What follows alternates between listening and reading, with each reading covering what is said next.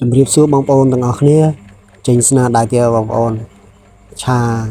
ត្រប់បងប្អូននេះឥឡូវពងអាលីងសាច់ហើយបងប្អូន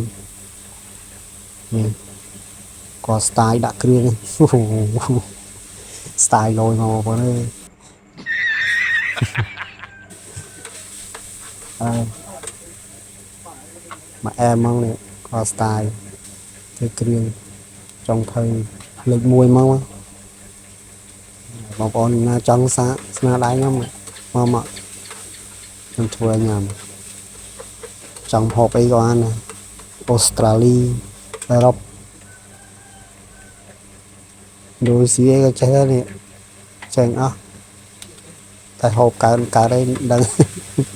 នេះបងហើយចង់ភៅមានញឹកត្រង់ថ្ងៃនឹងការងារអីចាប់បន្លែចូលបងបន្លែត្រប់ក្តោគូឆាត្រប់ក្តោគូទំលើកទី1នៅឆាត្រប់ក្តោគូ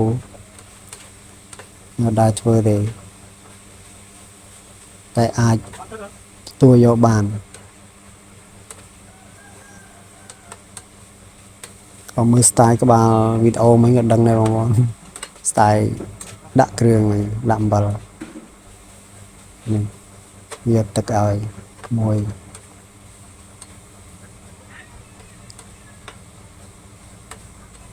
បងប្អូនណាចង់សាកស្នាដៃខ្ញុំជួយមកបងប្អូនធ្វើញ៉ាំ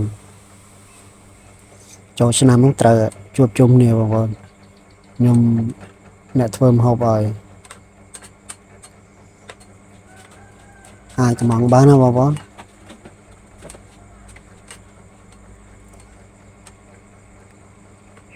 ចាំបើចង់សាកឆ្ងាញ់អូលួយខ្វះស្ករតិចអត់សូវផ្អែមដាក់ស្ករបន្តិចបងប្អូនហ្នឹងហើយបងប្អូនមកបានចូលទស្សនាវីដេអូរបស់ខ្ញុំជួយចុច like ហើយនិង comment ជួយ share អ្នកមួយបងប្អូនហ្នឹងហើយអរគុណច្រើនណាបងប្អូន